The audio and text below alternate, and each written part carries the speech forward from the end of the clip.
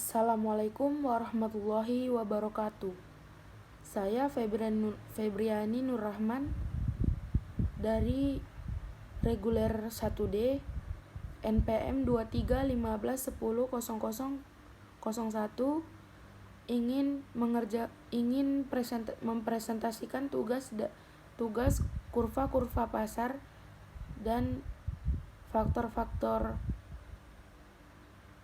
ekonomi yang diberi oleh Ibu Wahyu. Yang pertama yaitu kurva pasar persaingan sempurna. Kurva pasar persaingan sempurna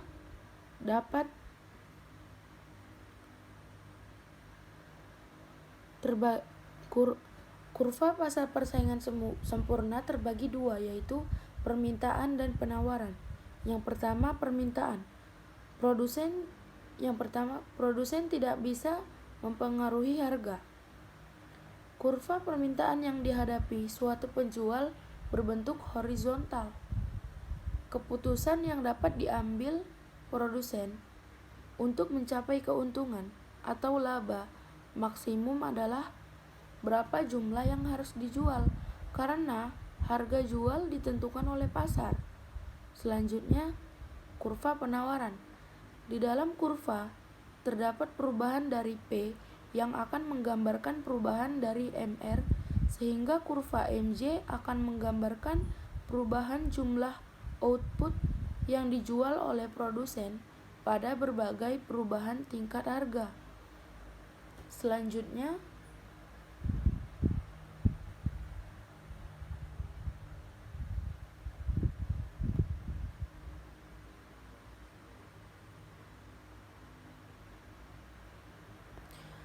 Selanjutnya, kurva pasar monopoli, yang mana monopoli itu bisa diartikan dengan satu-satunya penjual, yang dimana dalam satu pasar itu hanya satu penjual.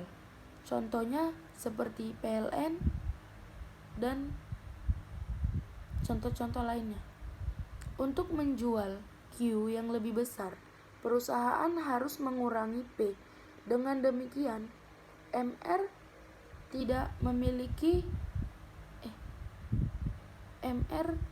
tidak diwakili hal yang sama. Selanjutnya, harga memaksimalkan keuntungan. Masuk ke kurva penawaran. Kurva penawaran pada pasar monopoli tidak dapat dirumuskan melalui gambar kurva. Selanjutnya,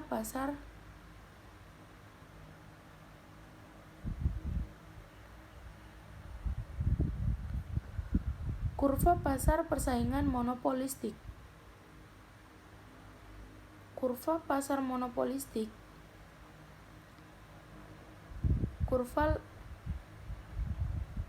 dia berbentuk kurva landai terjadi di pasar monopolistik karena pasar monopolistik memiliki struktur di antara pasar monopoli dan pasar persaingan sempurna.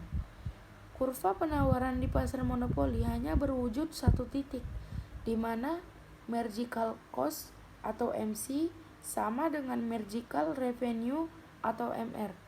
Jikapun terjadi perubahan permintaan yang menggeser penawaran, kita tidak bisa serta-merta menggambarkan kurva penawaran sebagai gabungan dari titik keseimbangan semula dengan titik keseimbangan baru, karena bentuknya tidak beraturan. Dengan demikian, kurva penawaran pada monopoli tidak dapat dirumuskan melalui gambar kurva. Pasar selanjutnya,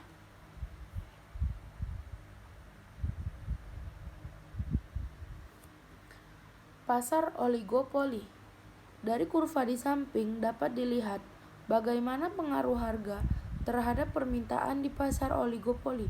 Saat harga stabil, permintaan elastis, tetapi saat harga mengalami penurunan, permintaan menjadi inelastis dan sulit dikendalikan. Selanjutnya,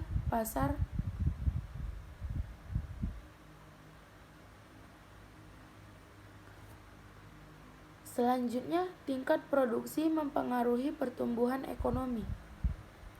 Yang pertama, 1. Sumber daya alam. Sumber daya alam atau sesuatu yang berasal dari alam mencakup kesuburan tanah, letak dan susunannya, kekayaan alam, mineral, iklim, sumber air, hingga ke sumber lautan. Bagi pertumbuhan ekonomi, ketersediaan sumber daya alam yang melimpah sangat baik dalam menunjang pembangunan. Yang kedua ialah sumber daya manusia.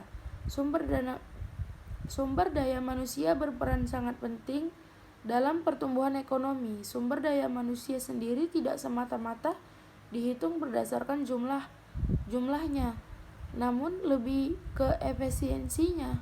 Dalam mendorong sumber daya manusia dapat bekerja secara efisien, berikut beberapa hal yang dapat dilakukan.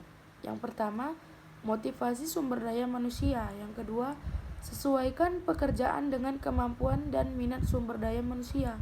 Yang ketiga, program pelatihan. Yang keempat, evaluasi kinerja sumber daya manusia secara berkala. Selanjutnya,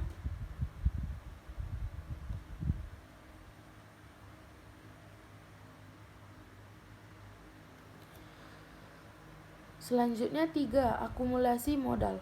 Akumulasi modal sebagai persediaan faktor yang dapat direproduksi. Akumulasi modal sebagai proses penambahan stok modal fisik buatan manusia berupa peralatan, mesin, dan bangunan. Yang keempat, tenaga, manajerial, dan organisasi produksi. Organisasi produksi sebagai salah satu bagian penting dalam proses pertumbuhan ekonomi yang kemudian berkaitan erat dengan penggunaan faktor produksi dalam berbagai kegiatan perekonomian. Organisasi produksi juga dilaksanakan dan diatur oleh tenaga manajerial dalam berbagai kegiatan sehari-hari. Yang kelima, teknologi. Perubahan teknologi dianggap sebagai salah satu faktor terpenting dalam proses pertumbuhan ekonomi. Sebab perubahan dan kemajuan teknologi erat kaitannya dengan perubahan dalam metode produksi. Pada level ekonomi makro, perkembangan teknologi berfungsi dalam memberikan kontribusi pada pertumbuhan ekonomi dan serta mendorong pembangunan ekonomi ke arah yang lebih baik lagi. Yang keenam, faktor politik dan administrasi. Pemerintah, struktur politik dan administrasi yang lemah merupakan penghambat besar bagi pembangunan ekonomi suatu negara. Politik yang berada dalam kondisi yang tidak stabil serta pemerintahan yang korup tentunya akan sangat menghambat kemajuan ekonomi. Selanjutnya,